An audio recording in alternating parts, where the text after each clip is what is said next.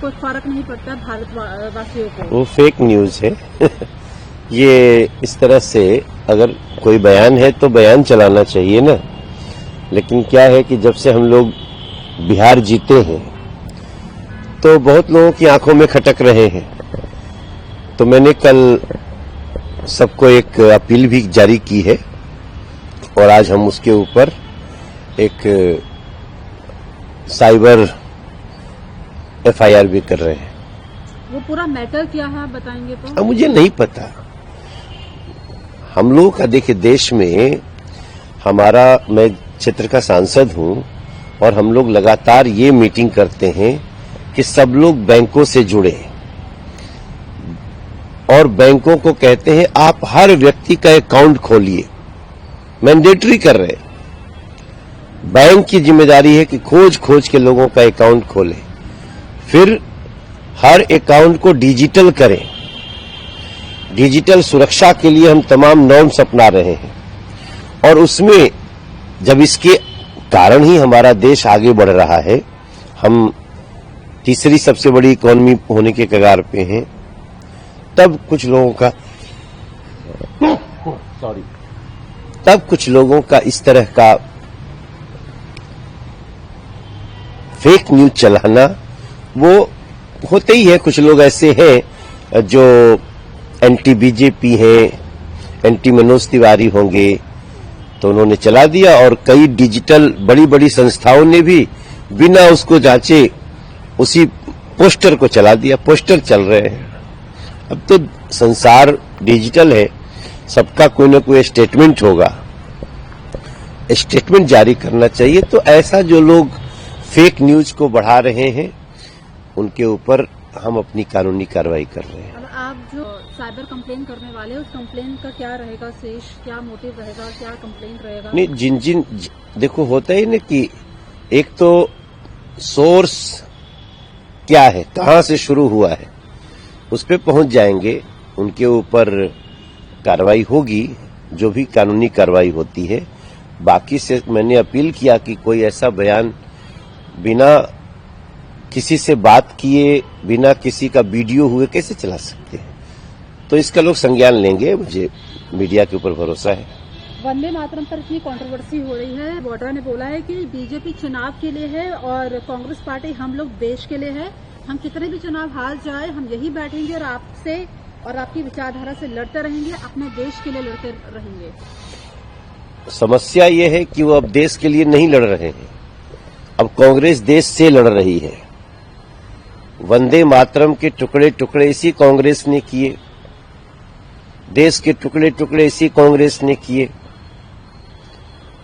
और बाद में टुकड़े टुकड़े करने के नारा देने वालों को इसी कांग्रेस ने अपनी पार्टी में लिए। स्वयं कांग्रेस ने कभी मुस्लिम लीग के दबाव में, कभी किसी के दबाव में, इन्होंने हमारी धार्मिक भावना के भी टुकड़े टुकड़े किए हैं।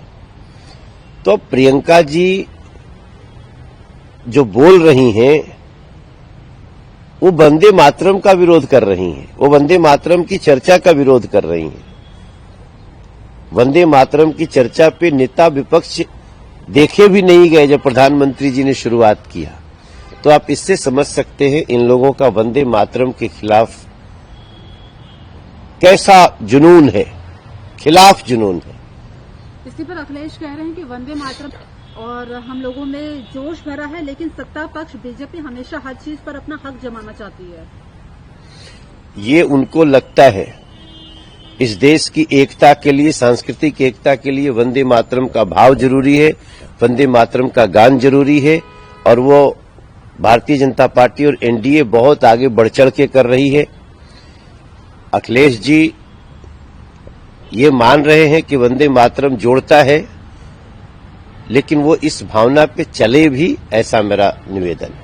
वंदे मातरम का नारा जब जेल जाते थे तब लगाते थे, लोगों ने बहुत बलिदान दिए हैं, अंग्रेजों से आजादी का नारा ये बन गया था। उस समय बीजेपी कहा थी, बीजेपी और आरएसएस के लोग अंग्रेजों के एजेंट बने हुए थे और उनके लिए काम कर रहे थे।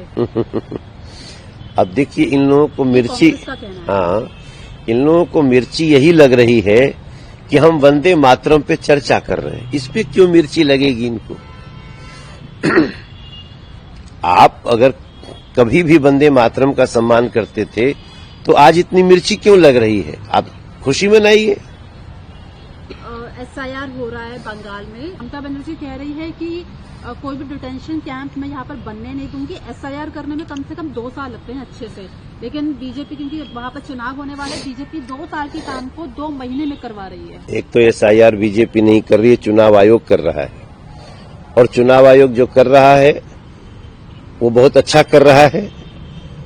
हम चुनाव आयोग के द्वारा हो रहे SIR का, वोटों की शुद्धि का, सही लोगों का वोट कट न जाए, गलत वोट बन न जाए, हम इसके पक्ष में हैं। इंडिगो में इतना बड़ा कॉन्फ्लिक्ट चल रहा है इस समय, इतने यात्री फंसे हुए, आप कैसे देख रहे हैं? आपको लग रहा है कि सरकार पे दबाव बनाया जा रहा है जो पॉलिसीज है उनको वापस लेने के लिए?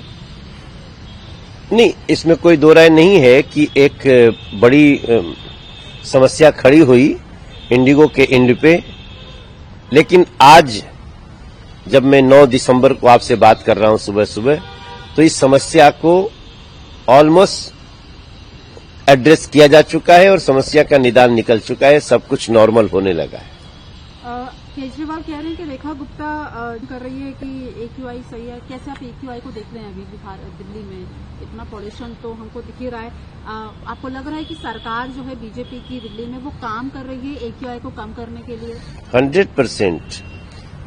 दिसंबर के महीने में हम आप ऐसे सांस ले रहे हैं, ये भी एक उपलब्धि है, फिर भी हम इसको उपलब्धि नहीं मानते, क्योंकि हमें पूर्णतया दिल्ली को इस पोल्यूशन से मुक्ति दिलाना है।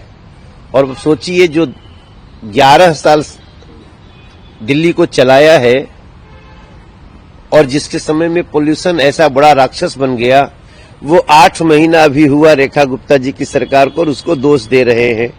कितना बड़ा दोगलापन है चरित्र में, आप देख सकती हैं। आखिरी सवाल है, नवजोत कौर सिद्धू, उनका एक बयान वायरल हो रहा है इस समय। वो कह रही है कि अगर कांग्रेस में अगर किसी को सीएम बनना है तो 500 करोड़ रुपए का सूटकेस दो और सीएम बन जाओ। भैया, मैं जो मेरे साथ जो कल 2 दिन से घटना हुई है, मैं सुनी सुनाई किसी की बात पे अब मैं बयान नहीं देना चाहता हूं। मैं उस बयान को सुनूंगा तभी बोलूंगा।